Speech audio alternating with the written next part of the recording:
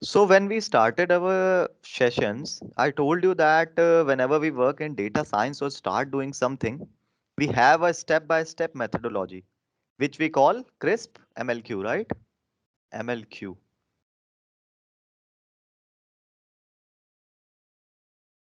That we talked about what happens first. First is business understanding. First one is business understanding.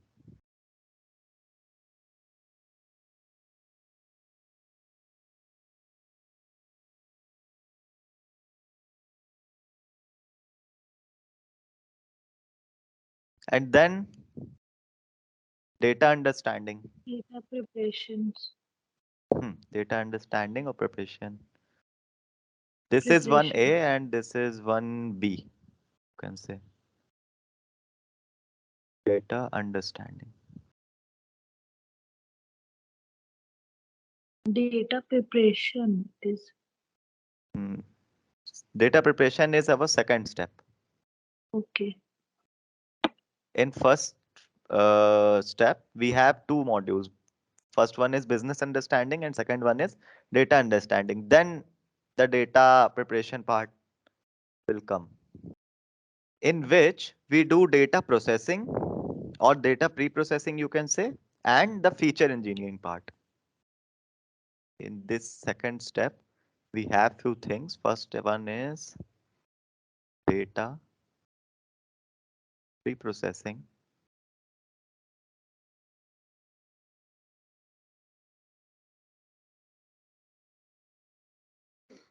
Data pre-processing.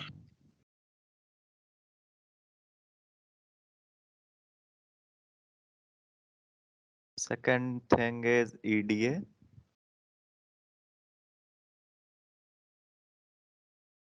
And third thing is feature engineering.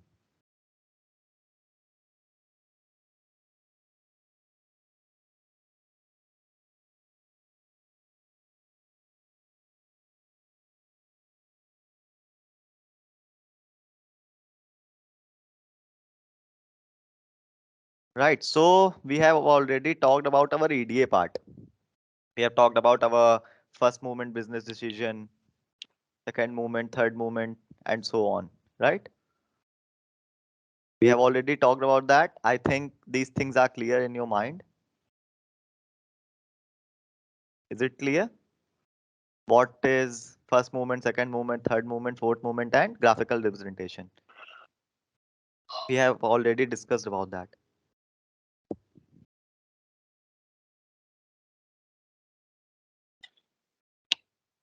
Piyush, is it clear? Yes, it's clear. Okay, so till then we have completed everything. What we talked about in our last session is, I guess, fourth movement business decision and the kurtosis part, as Ali said in our WhatsApp group. Hmm. So now we are stepping to the this part, data pre-processing, because this things comes first. So now we are talking about the data pre-processing. Then we'll go to the next step, our feature engineering. Okay, guys. So we also know data pre-processing by some other names, like first one is data pre-processing, as I said, data pre-processing, data preparation. These are some other names. Okay, data preparation,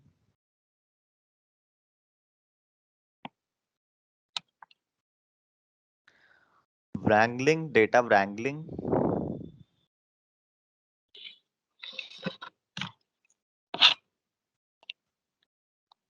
cleaning,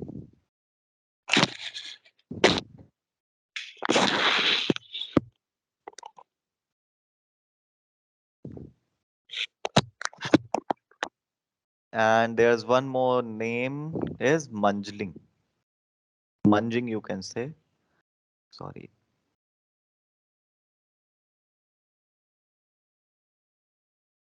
Okay, guys, these are some famous or most used names or the like terms we use in the behalf of data preprocessing, data preparation, wrangling, cleaning, munging.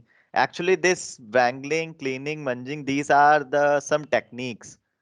But if you are like going deep down in our industry or in our market, some people use these terms as on the behalf of data preparation or data preprocessing.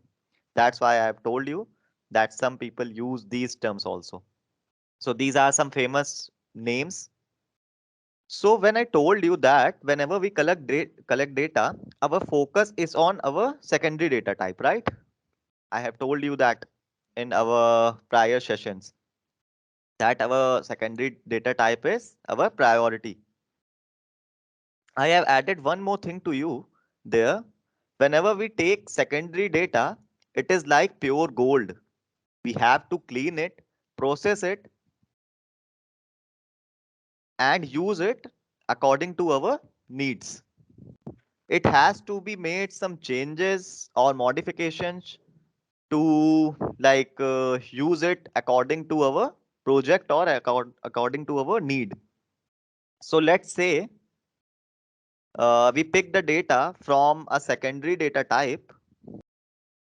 Let's say, let's create a data set here. For example, hmm, there are some values like 100, 200, 120.46, 660, and then 89.9. We are assuming that that this is a data set, okay? And here we can take 100, 200, or you can say hmm, 120 or 110, then 60 or 89. Sorry. 120, 60 or 89. Hmm. This is our A, this is our B.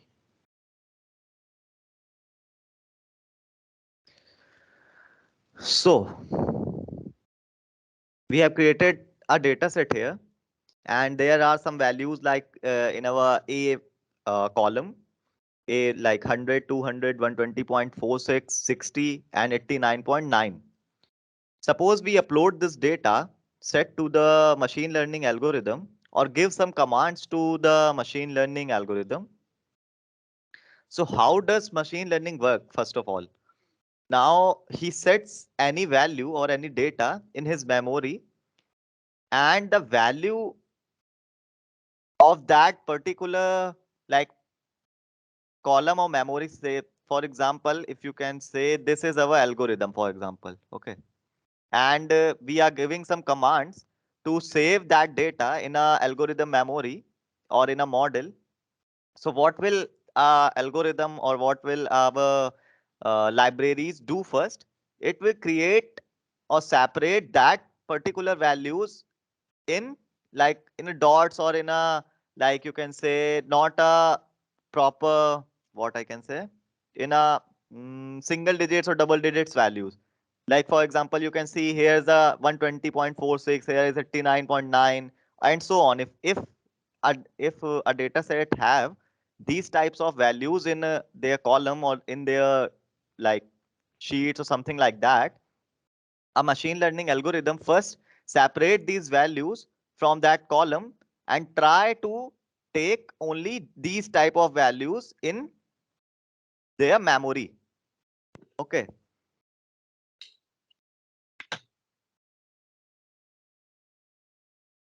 So you can see there are some floats or integers, both are available. So what a machine learning algorithm will do, it will take only floats or only integers, right? You guys know now what is floats, what is integers? I think we have talked about that.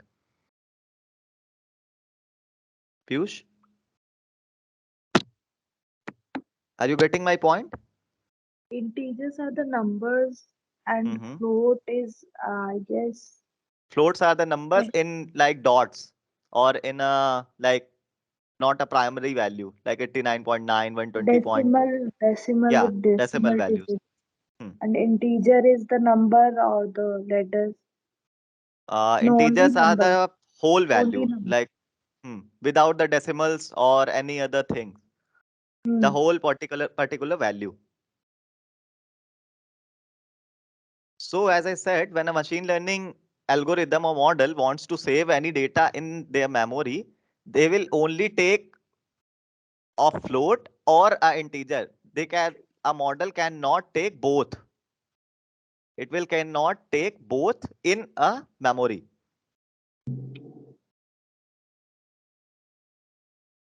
So you can see now the in our data set we have both values.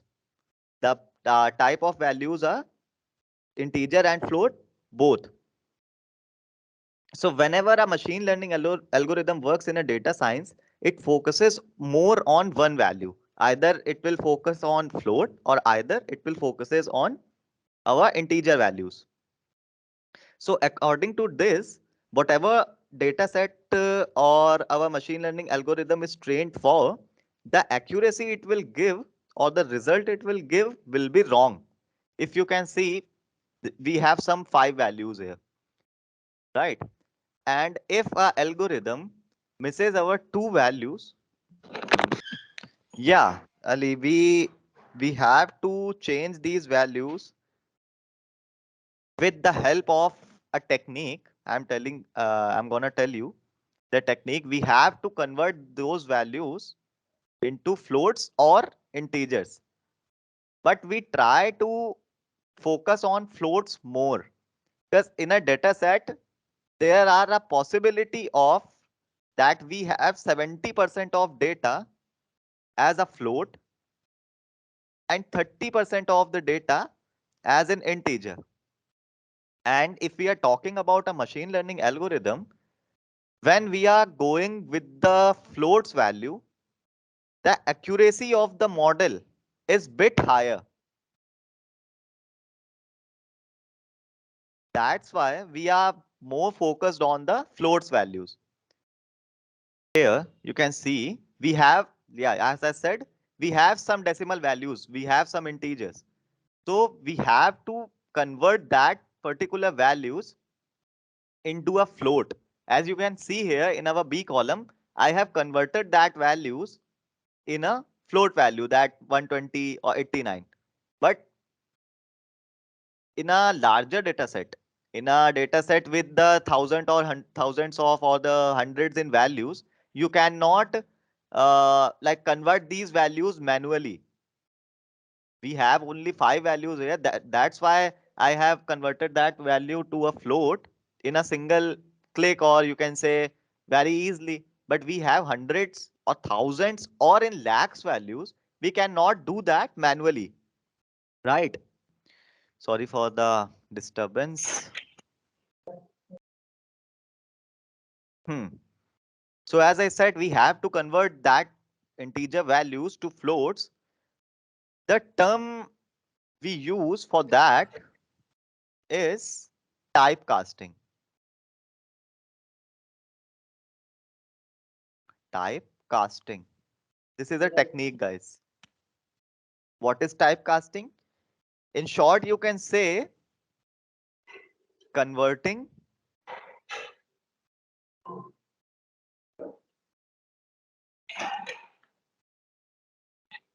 one data type to another. Sorry,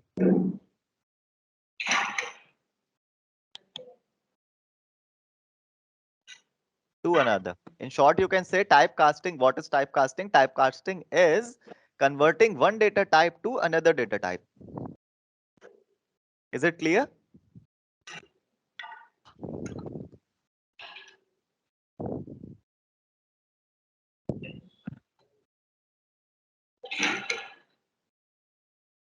Is it clear, Piyush? Yes, it's clear. Okay. So here you can see typecasting means converting any data type into any other data type. We call it typecasting. This is the very simple step when we are doing our hands-on practice. Then I will tell you how we can do that in a just in a seconds. We have a command for that, and the whole data set will try like convert to the any other data type, floats to integers or lists to tuples, like that. We have already discussed about the duplicates values, right? When we are doing uh, some type of practice in our Excel or something like that. We have discussed about the duplicates values. I don't remember. Okay, no worries. The second step is our handling our duplicates. Handling duplicates.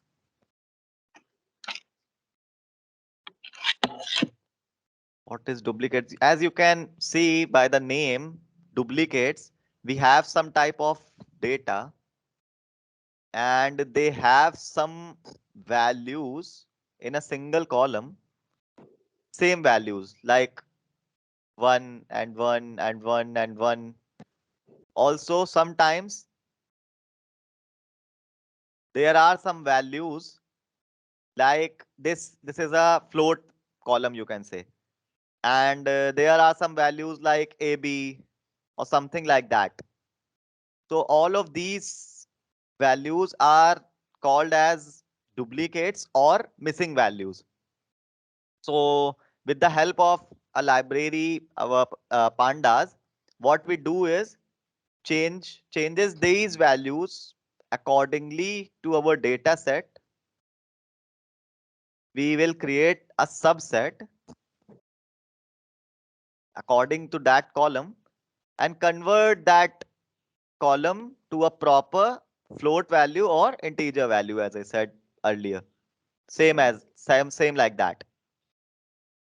If there's a missing value, it will convert to 0, or if there's some type of duplicate values, it will convert it to some type of integer, you can say.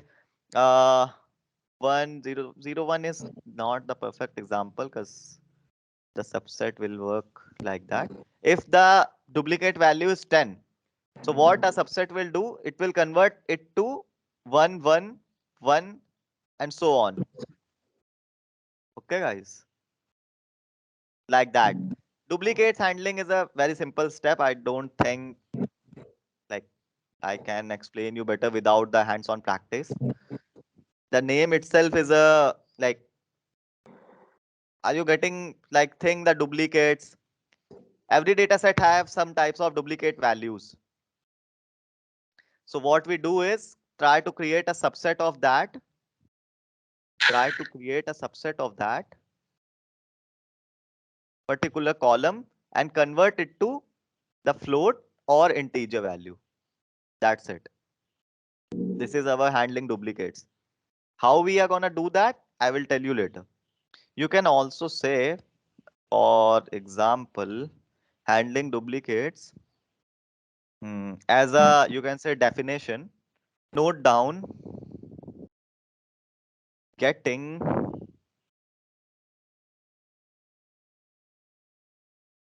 getting single source getting single source of truth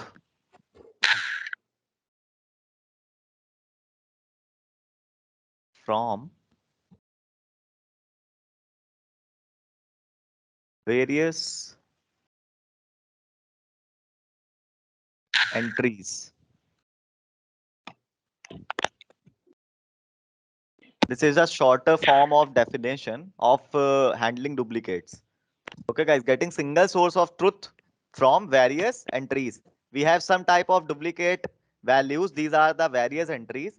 What we have to do is getting getting a single digit or a true value, a truth value out of that in our subset. That's what I told you earlier. This is Can you our explain handling that a bit duplicates. more? See, what is handling duplicates? In a data set, whenever we are working on a secondary data type, right? We are said like uh, collecting that data from a secondary data types or data source, sorry.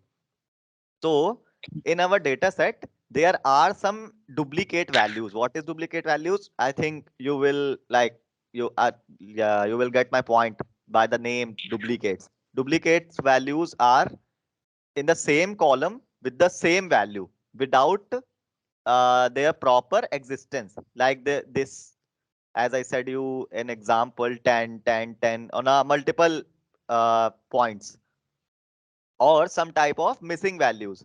Like all the values are in numbers. There are some values in like words or in decimals or something like that, 0.3 or something like that. So whatever we are doing here is to convert that particular duplicate values to a subset and get that single source of truth value or true value out of that from that various entries. If one more example is here, if there are 100 values, you can say if there are 100 values, 1 to 100, okay, and there are some type of duplicates in this column.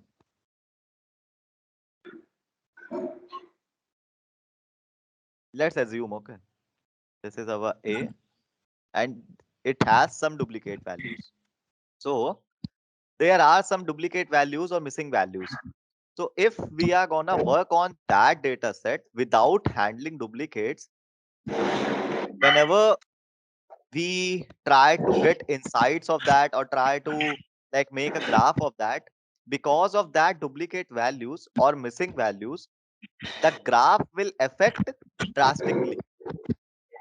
That's why what we do here is create a subset B in a Python with the help of Python, something like that. Yeah. So if we try to convert that values into a true value, and if there are like multiple duplicate values or multiple missing values, what a library will do is remove that value from the column.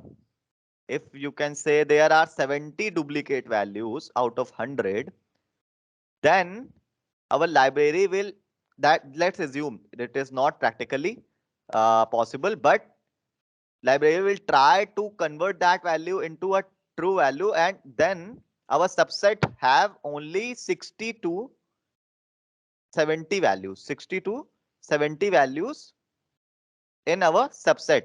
What the library will do, they will remove 30 of the duplicate values, 30 of the duplicate values from the real set, A set. Why? Because a library is trained for that.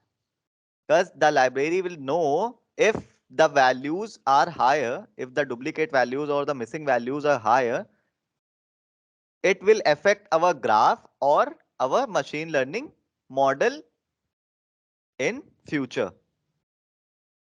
When we are doing a hands-on practice on our Python, it will like easily help you how can you do that and why we are doing that. In a theory, it will a little bit difficult to understand, but when we are doing a practical, it's easy to catch. So now this part, our third step is little bit important. So please focus on that and try to like note it down accordingly. So our third step is outlier analysis. We have already talked about what is outliers. Now we are treating outliers here in our data pre-processing. Outlier analysis. And I have some wonderful examples for that. It will help you to recognize this technique easily. Treatment. You can also say outlier treatment. The third step is outlier treatment or outlier analysis. We also call this technique as 3R. There are multiple outlier treatment techniques, but the most famous one is 3R technique. So what is these 3R? First one is rectify. Is my screen visible, guys?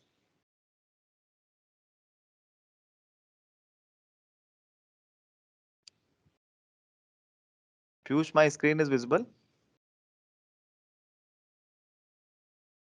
Yes, it's visible. Okay, okay, thank you. So these 3R is rectify. First one is rectify. Second one is retain.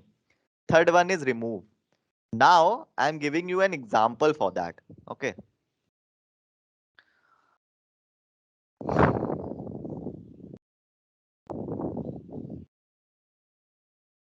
So the technique we use here for our outlier analysis or treatment is called 3R technique, as I said.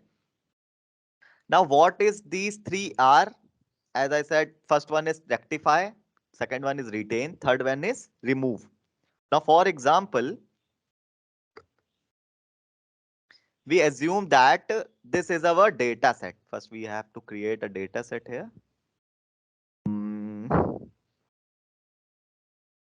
data set.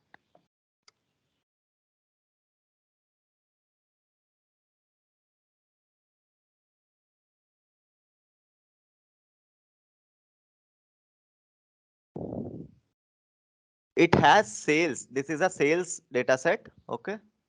This is our sales data set. Sorry.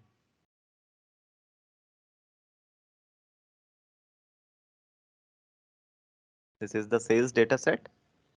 And it has sales for January, February, March, April, and so on. So we have to create a column. January, February, March, April,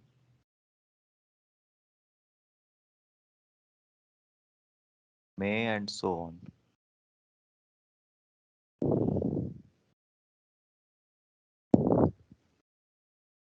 We can take only till April. We have 5 values here.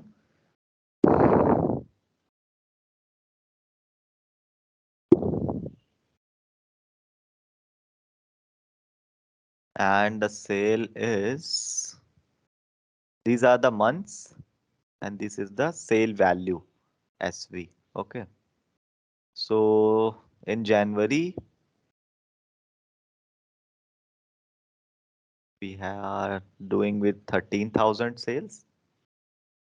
These are the values of sales. Okay, guys. 13,000, 14,000. Let's assume. And then 11,000. And then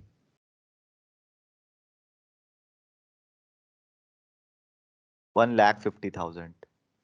Or you can say 150,000. This is our sales in dollars. Okay. This is our data set. These are our months. These are the sales on this month of any company or business or something like that. So you can see here. So Piyush, as we know, what is our outlier here?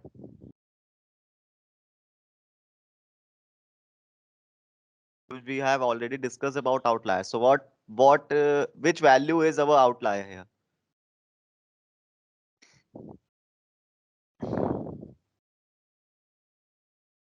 Piyush, are you there? 1,50,000. Yeah, right. So you can see here we have three or four values. The sale in January is $13,000. In February it is $14,000. In March it is $11,000, and in April it is $150,000. Is it possible for any business to like grow that much in a single month? It is not possible, right? So that means this is our outlier. But now what is the 3R technique? I'm gonna tell you how we can treat this.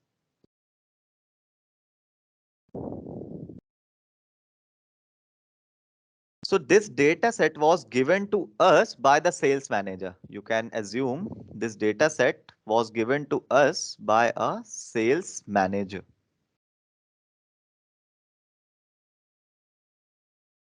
Okay. So what we are doing here, we ask our sales manager of a business or of a particular company कि hey sales manager, so in first hour we are going to our sales manager and we will ask them about this outlier. What we have to say is, hey sales manager, according to me, this value of our sales 1,50,000 or 150,000 in April seems very high to me because I was working on the data set. I saw that there are not that many sales in other months. So according to me, it is not right. Can you please check and tell me whether this sale is exact or not? So the sales manager checks his records or the prior sales records, etc., whatever he checks to see what the sales were for each month, and then he will reply us that it was a small mistake here. It was a small mistake here. We did not have that much sales in a month of April. It was only 15,000, not 150,000. It is only 15,000. It is a mistakenly written that in our records or in our data set that it is 150,000. So what he says, when we created this data set, a small mistake was made. So as a data professional, what we saw here, that if the sales manager or any business manager corrects his mistake or accepts his mistake and changes it accordingly to help us to convert that data or convert that particular outlier, then what is he doing here? He is recognizing your problem and his mistake. So the first point we are talking about is our rectify.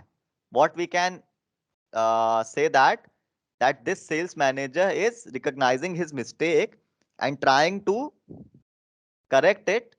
That means he is rectifying his problem. You guys know what is rectify? Rectifying. This is a very famous term used in our biology also. Rectify. So this is our first R. Is this clear? First example is clear to you guys? The sales manager is accepting his mistake that this value is not correct and he rectifies his mistake. That is our first R. You can also say this first R as recognize. This is the same thing. Okay. Recognize or rectify. Now let us talk about the same example. Let's say here, back from April, the profit is 1,50,000. Same. This is our second example. Okay, guys. Don't focus on the first one. Rectify is cleared now. So the profit is 1,50,000, the sale is 1,50,000, and we back to the our sales manager. We go back to our sales manager and say that, hey, sales manager, I think this value is an outlier and this sale is not right. That you, if you can check and tell us that this particular sale 150,000 is right or not. Then the sales manager will reply to us, this is the second time, this is the second situation. Okay, then the sales manager replies, this is the second, suppose it was not us. The sales manager is replying us, suppose it was not us, we had hired a CMO. You guys know what is CMO? CMO is Chief Marketing Officer, who will care of any business or any company, all about the marketing stuffs. Chief Marketing Officer.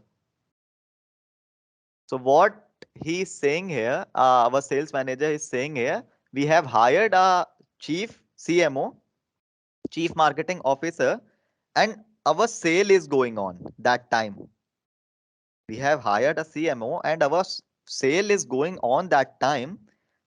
Also, it was a festival time. So due to this, our sale is increased a lot. So this sale is original and there is nothing wrong with it. So our sales manager is saying we have hired a CMO, the sale is going on, and it is a festival time. That's why this sale is correct and there is nothing wrong with it. So what does this mean? What do we mean by the second step? Retain. What our sales manager has told me that this value is correct. We have do some changes in our marketing. We have like invested some amount in our marketing. That's why the sale is high. There are some conditions like the sale is going on, or the second condition is the festival timing. That's why the sale is higher. So we can accept that this value is not a outlier. We can say that. Okay. So now here we retain this outlier that is not an outlier at all. First we assume that this is an outlier, but when a sales manager give gives an excuse that we have hired CMO, the sale is going on, the timing is on, the festival season, that's why this sale is original, the sale is going high. So we are retaining our value that this is not an outlier here. You can see here, this is the original value because now we have confirmed that such a sale has taken a place. So we will retain the original value because now retain the outlier. Now let us come back to an example on some data set and talk about our third situation. Same example, same sales, everything is same, but we are now talking about our third R. Okay. Guys, the example is same, so don't confuse with that. I'll try to explain you with the same example, because when you like try to differentiate that, it will like easily give you an example that what is rectify, what is retain, and what is remove here. So let's get moved on to our third situation. So our third situation will be that this is the same sale, and we will again say to our sales manager that, okay, you have hired a CMO. Did your marketing go well? It was a festival time, so this sale amount as came. But as a data professional, we counter question him. As a data professional, we have to think analytically. Okay, so that's why we are countering him. So we counter question him about whether we will see these sales numbers in the months ahead of us or not. For example, you can see we are asking our sales manager that in May, June, July, and so on, can we like can we assume that this sales is like going like that or not? So what our sales manager has replied us, you can see here.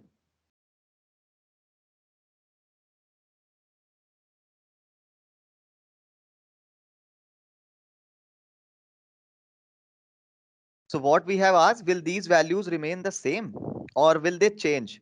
So the sales manager replied to us, no, it is a bit difficult because it was a festival time and the CMO had invested a lot of money in the marketing in the first month, which has now been cancelled by our hire manager. What the CMO have done is he had joined a company and in his first month he had invested so much money. He had invested so much money on the marketing only. And for any company or for any business, that is not possible to invest so much on the marketing only. That is a fact. When you are investing so much on the marketing, the sales will go higher. But it is also depending on the profit margin. What is the profit of that business? If, for example, without marketing, he is getting around 50,000 sale, you can see 13, 14, 11. So we can say, you can say 12,000 at least. This is the average sale. And if the CMO is investing around 100K dollars on the marketing itself, then they are getting a sale of 150K dollars. So is it like okay to invest that much and getting these much sales only? Piyush, is it okay to invest that much in marketing from the next few months, May, June, and July?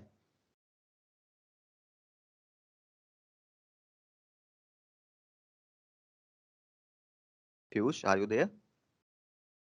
Ali, can you reply us in the chat?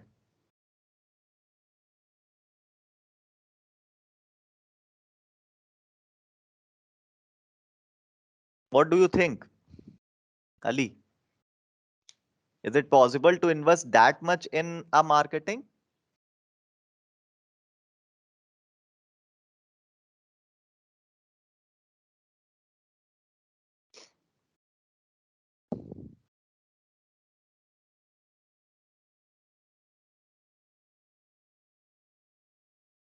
Yes or no, you can say that.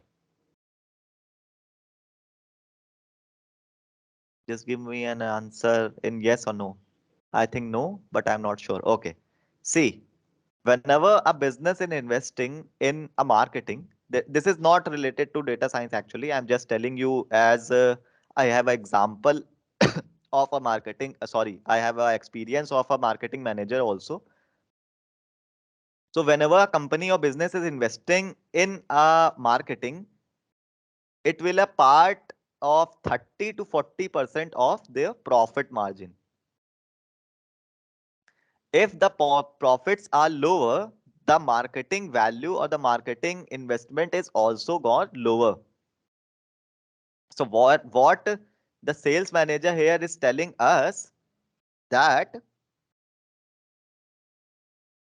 the CMO had invested a lot of money in the marketing in the first month, which has now been cancelled by our hiring manage sorry hire managers. Because of that, the they do not have that much budget. If we can't invest in marketing, I don't think our sales will be that high. The sales manager is correct here. As a data professional, we can say, if he had invested $100,000 in a marketing in a first month, and if they are decreasing it by $30,000, that is sure that the sales amount will not gonna touch near about that. The sale is near about 50,000 to 60,000. right? That's why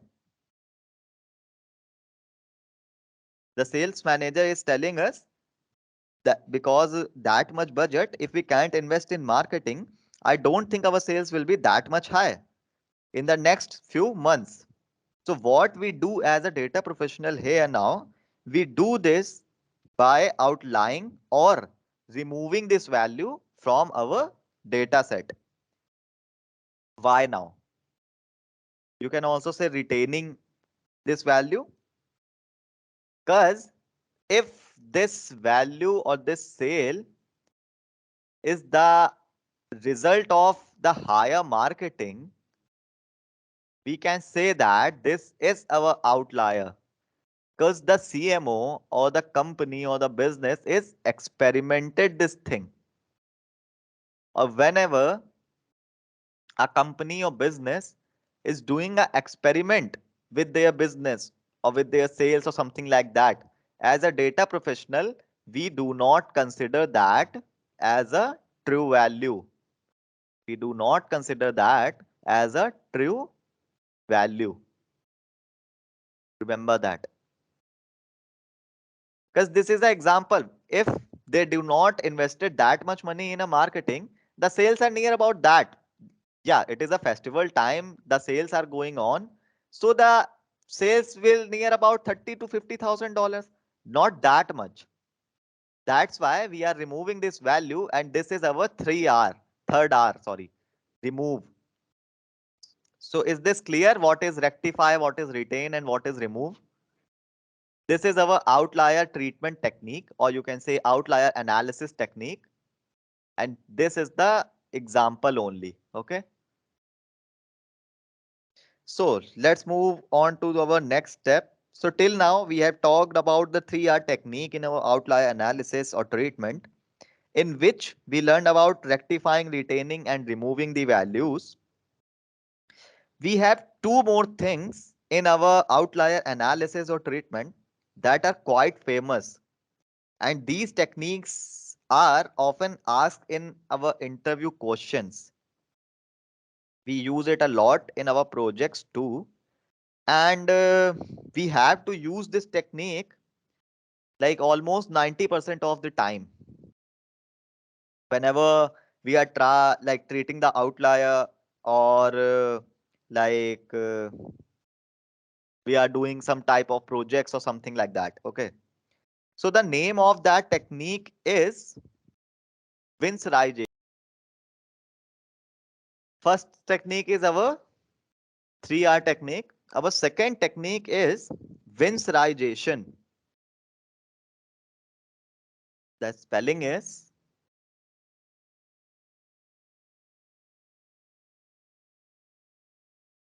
Winsorization.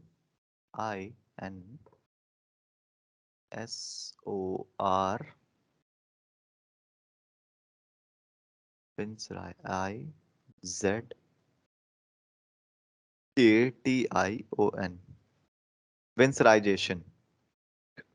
Or the third technique is trimming. These are the different techniques. Okay. 3R is different, Winsorization is different, and trimming is different. Now the question is, what is Winsorization? Let me explain to you by giving an example about that. See, first of all, trimming and Winsorization, it is almost same. These both techniques are almost same. You can see here, we have already learned about that box plot, right? This is our box plot. We have already talked about how we can do, or how we can recognize what is the outliers here, right? So what are the outliers here? Yeah, sorry for that. I have received a call. So you can see here, we have already discussed about the box plot, how we can see what is the outliers here. So assume our higher maximum value is 2000, and lower maximum value is 100. And these are some values like 2600, 2600 and something like that is lower value is 20. So we already know these values are our outliers. This is if this is our higher maximum value and this is our lower maximum value, that above all of the above values are our outliers. And these lower values are our outliers also. Right? We have already talked about that. So in our Winsorization, what we do is try to remove these values accordingly with the help of this technique. We have already talked about that in a like when we are learning about outlier. I have told you we have to remove these values. The technique is called Winsorization there. Okay. There are, I have told you that the Winsorization and trimming is same, but trimming is little bit different. Why? Let me tell you. When we are talking about trimming, this is this is famous technique, but it has a little impact on the accuracy. Why? That's why I am a little bit against it. I have not used the trimming technique yet in our like in my uh, like you can say since last 2 years as I am in data science, I have not used yet. Why? Because it will affect on the accuracy. When we are using trimming, what will it do is you, you can see the same example. If the higher maximum value is 200 and the lower maximum value is 100, what trimming will do is if we use the trimming technique, it will trim the values of that particular data set till here, not till the maximum higher or lower maximum. It will trim the values till higher the 1500 and the lower till 50. Like you can say, it will convert our data set to a new data set and trim that much values. If a value like above 2000, these are our outliers, and the lower value is 100 maximum, lower maximum value is 100, and then these values are our outliers. Why we have to remove the that much values between from 50 to 100 and that much from 2000 to 1500? These are our correct values. These are our true values. Why we have to remove that? That's what trimming will do. They like this technique will trim that data set till this technique or this algorithm thinks that the all the values are truth. But as I said, sometimes or more of the 90% of the times it will remove our true values also. That's why I'm not in the favor of this technique. We can use 3R and Winsorization both for our better results. Is this clear, guys? Outlier analysis, 3R, Winsorization, and trimming. What's the difference between that? Now, the next thing is our fourth step, I guess. Our fourth step is mm, zero or near zero variance.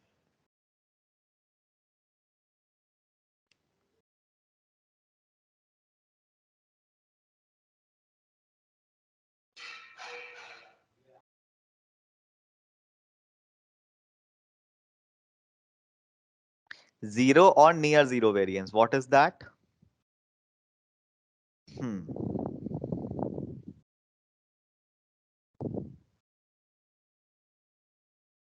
So we talk about our dummy variables and outlier analysis. If I explain to you in a single simple language, what is zero variance or what is near zero variance, Hmm.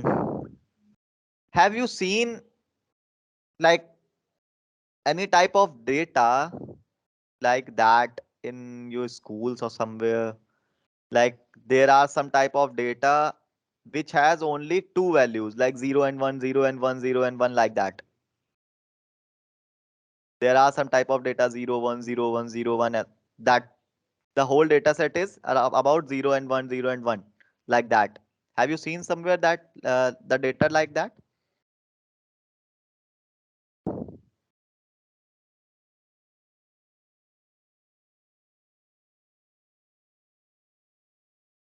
Yes, but I forgot. Yeah,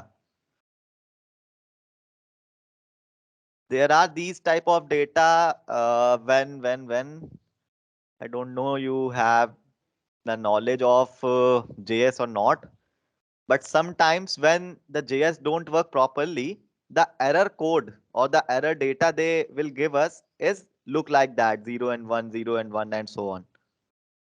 They have some meaning, but without the help of a particular library, you cannot convert it. Okay. So these are the, like, this is the example of zero variance or zero variance data I'm telling you. So yeah, so this is our data set. We have some values like this is the country. So we have India, India, India, and so on. The like India, all of these values are country is India. Okay, and this is a month like Jan, Feb, and so on. Feb, March, April, May, and so on. Let's assume this is the example. Okay, this is our month, and they have some values like, for example, 6, 7, 8. They are like they have some values 9 and 10.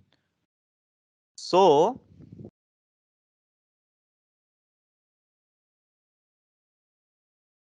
this data is our categorical type of data, right? This is our categorical data. I told you what is categorical data and what is the use of that data in our data set.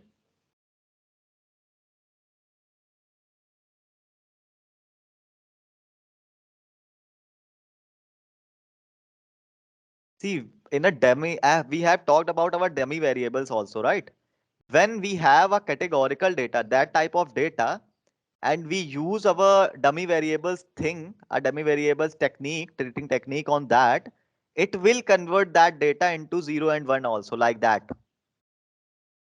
When we have that type of data, the same categorical data, the same integer value in a column, and when we are doing our dummy variables technique, when we are using our dummy variables technique, it will convert that type of data into 0 and 1. Okay.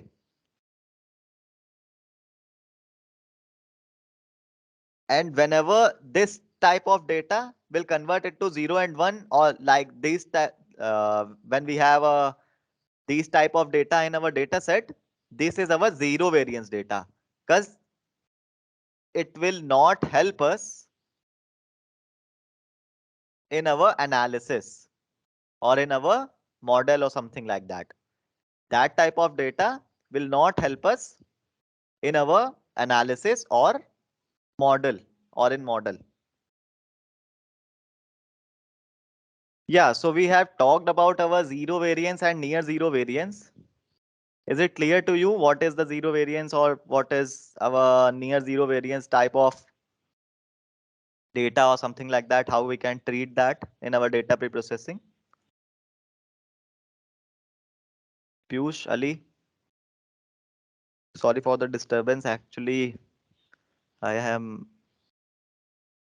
working on a project and there are some 5 to 6 people and they are calling me again and again related to that.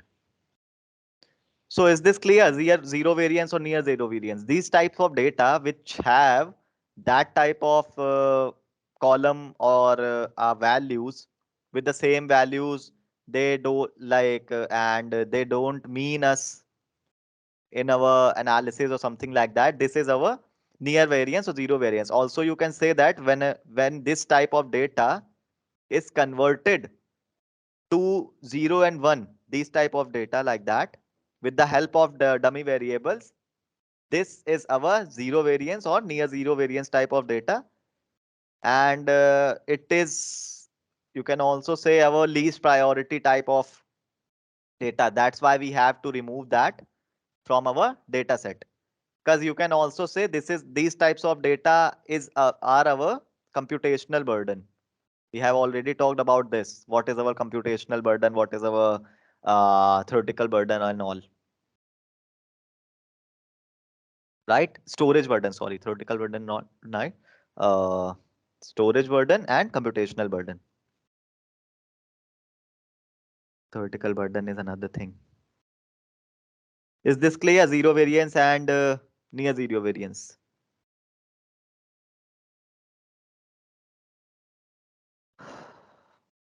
So our next step is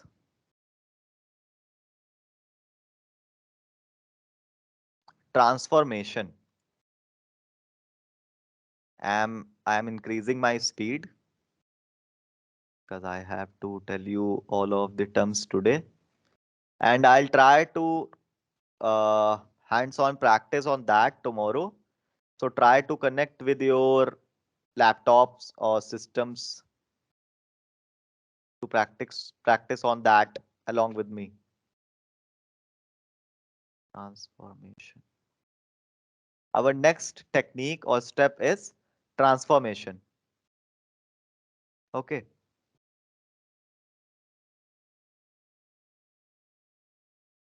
So our next step is called transformation. What we do in our transformation step, we check whether there is a normal distribution or not. I think we have talked about our like distribution thing in our third movement business decision, right? Is there a normal distribution or not? Do you remember where we used like to check this distribution in the third movement business decision?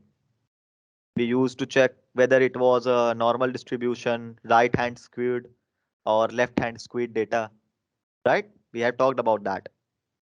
So that's what we do here in our transformation step. We try to check logs, square root, or you can say exponential data or reciprocal box plot. These all of these things are little bit difficult to like talk in a theoretical matter. That's why when we are doing our hands-on practice, we will convert that or transform that data into another. Then we will see how these things work. So as a definition, you can say,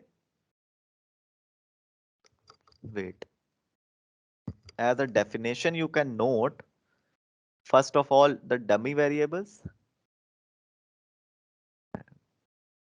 I have told you dummy variables. You can note in a short 0 and 1 also dummy variables or our zero variance. Zero and 1 is our zero variance or near zero variance, right?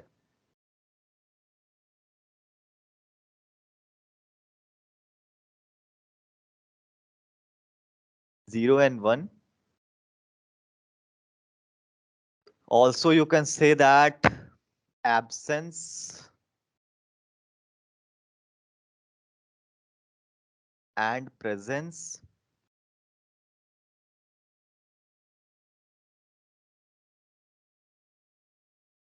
of categorical data.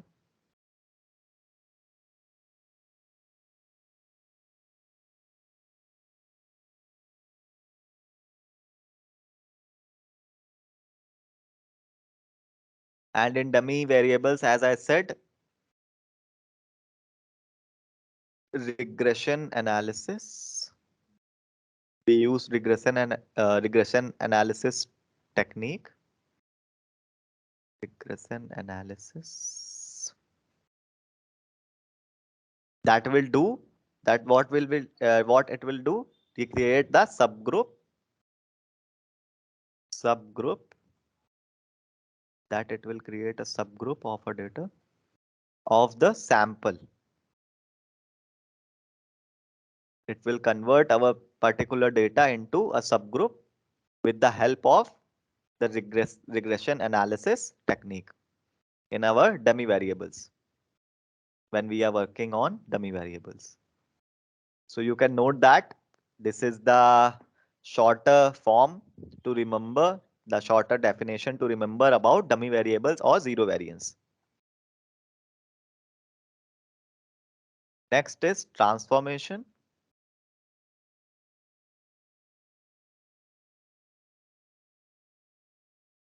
Transformation.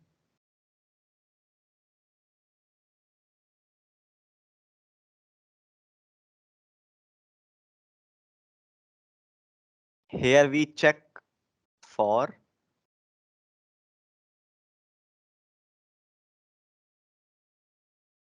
check for the normal distribution. And I said earlier, the normal distribution is the rarest form. Normal distribution.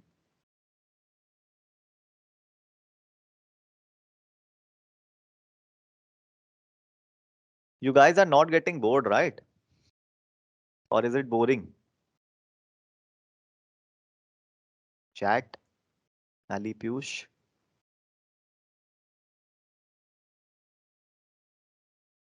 Is it boring, Piyush? Or Ali? Or it is not? No, okay. I hope it will not. I'll try to shorter the things as I can, but sometimes you have to know like what is transformation, dummy variables, and all of these things.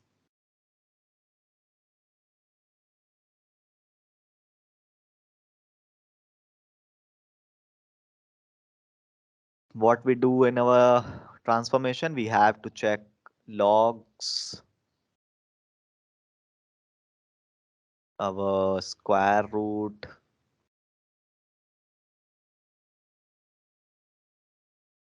reciprocal,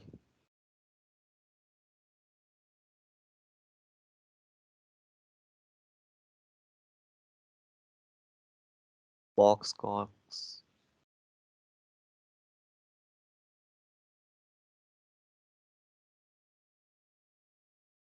All of these things are come under the transformation step, okay? Exponential, exponential,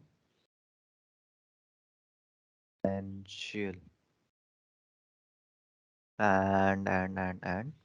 Hmm. These all of these things are here. Logs, square root, reciprocal, box cox, exponential, and hmm.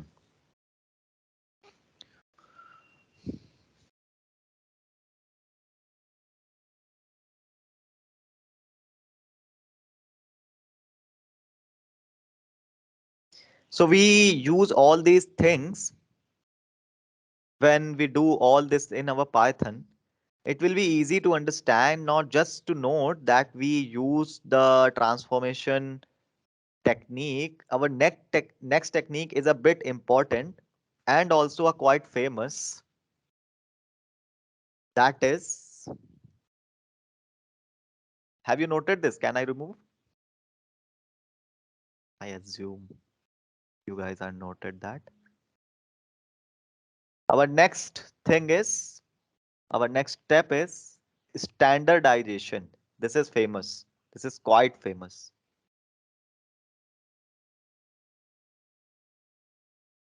Standardization. Standardization. Please clear with your spelling. This is Standardization. Standardization. or you can also say that normalization. Normalization. What is that? So we are gonna talk about this now. Hmm. Can we take an example for that? Let me give a minute. Hmm.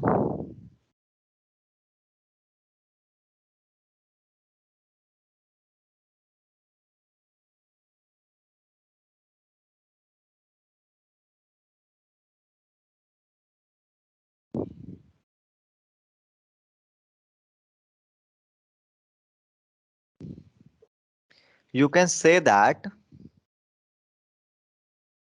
in standardization or normalization, the data we contain in it is a very scale free.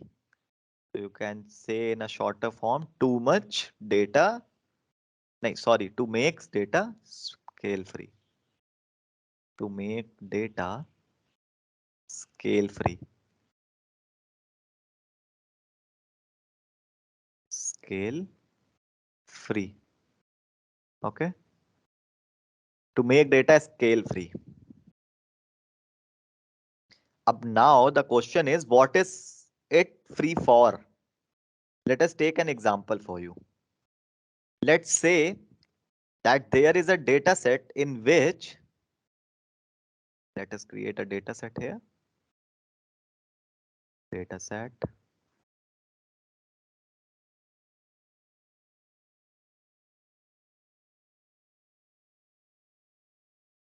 There are few columns as earlier.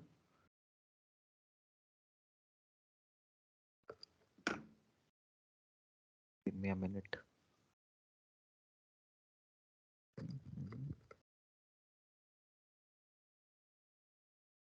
Okay, age, salary,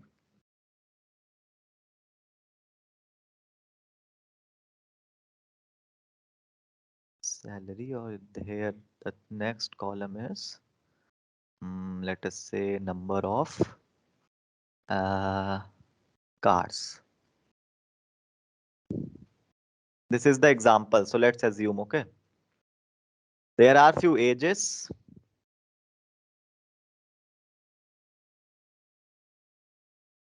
Let's assume the age is 30, 20, 25 or 35. Okay. The salary is 10,000, 50,000, or 17,000. This is the like example value. This is the example. So I'm not taking the values accordingly. Let's assume that this is the salary here. And the number of cars are one, two, one, and four. Okay.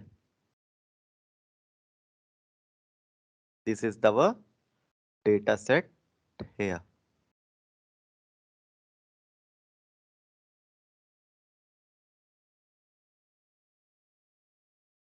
So this is our data set.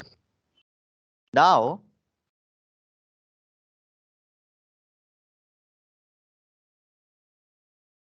if we put this data in the machine learning algorithm to train that model, so what do you think? The accuracy will be very useful or not? Or if it is, why? You can see here, there are three columns. You can say A, B, and C. Okay. And A have the values in tens. B have the values in thousands.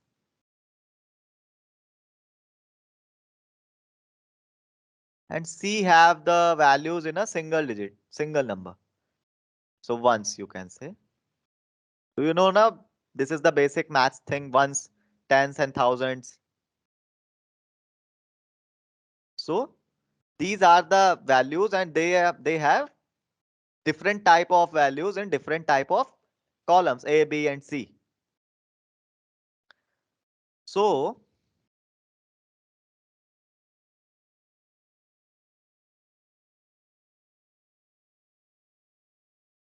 in this data set, because of that, there are ones, thousand, and tens. When we upload that data into a machine learning algorithm to train that model, the accuracy will go lower. Why? Because of that. Machine learning algorithms or the models cannot differentiate the values of ones, thousands, and tens.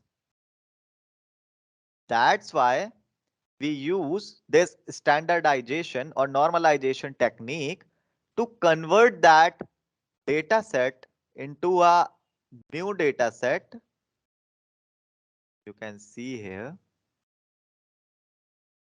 we are converting that data set into a new data set with the help of this technique, and the new data set values are converted like that. For example, age, salary, and number of cars.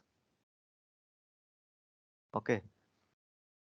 So we can say, for example, this is just an example. The age will converted into 3.2, here 2.4, 2.3, and 1.6. The salary will converted into 1.4 or uh, 2.8 or something like that, 1.2 or 1.7. And the number of cars are same like that, 1.1, 2.6, 1.3, or 3.4, something like that. So what we are seeing here, all of this data, which is tens and thousands, are converted into a integer values like that. And as I said earlier, a machine learning model only focuses on the single type of data. So if all of the values are in integer, that means now the accuracy is bit higher, because algorithm or model will is known, or you can say is taking all of these values in their memory.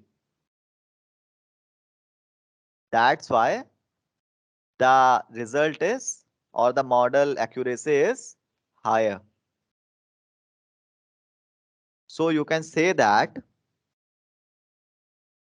in a such situation that our accuracy will become like an influence because of this, if there's a tens, thousand, and ones.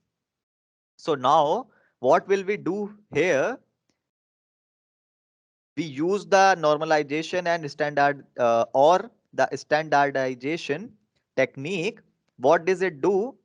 Whether our numbers are in tens or in a single digit or from in a thousands, they have a scale that brings them to the same scale. You can see here, all of these values are in a same scale. Same scale means in a same manner. If this is a thousand and this is a ones, so what our technique will do, they will try to convert all of the values in the of the middle like that, to make it a scale free, to make that data scale free. You can see here.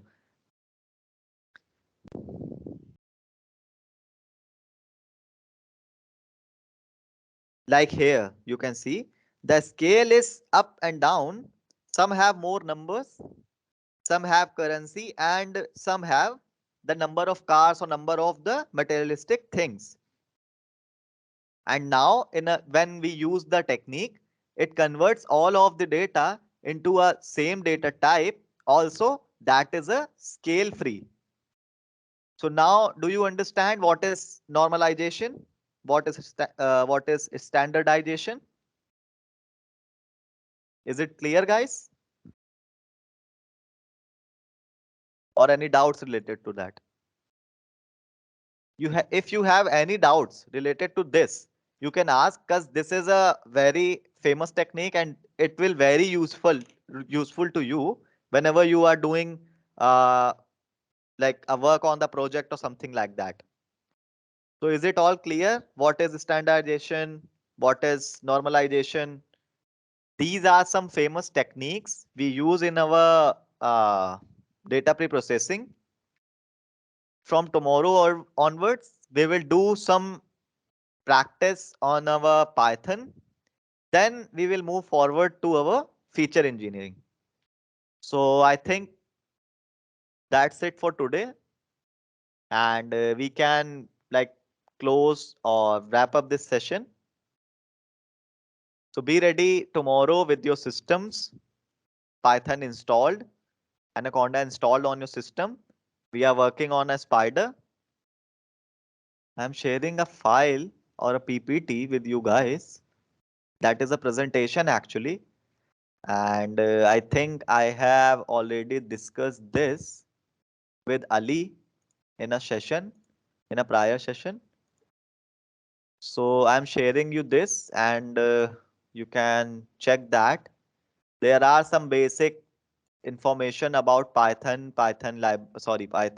related to Python, like syntax or so many things are there. So you can check that and tell me tomorrow if you want to like, sorry, wait a minute. If you want that, like we have to discuss that thing.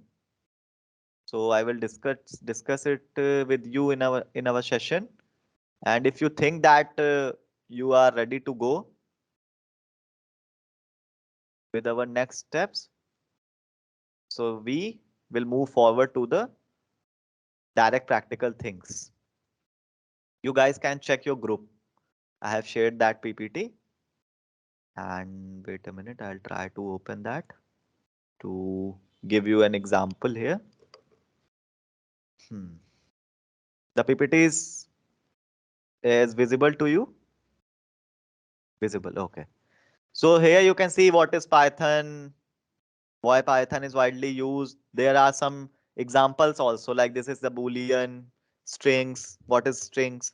Subset in Python. We are already talking about a subset. This is a subset in Python. This is a concatenation in Python, addition of two strings, right? This is a position. There are many things like syntax, variables. What is syntax? Or they have some advanced things also, like you can say tuple is a type of data, sets, operators. There are some type of operators. Okay, addition operators are there, subtraction, division, modules, floor, conditional statement. These are some advanced things. Conditional statement, if else. We are gonna use that in our practical when we are talking about our machine learning thing, if else. If statement, else statement, elif, nested condition. There are many things in this PPT. So try to like gone through this. And if you have any type of questions, or if you want that tomorrow to discuss all of these things in a practical manner, so then first we are gonna talk about that things. Then we are gonna do a practical of our data science things. Because this is the basic thing. Short function, what is a short function? You can see. They have shorted the numbers, max function.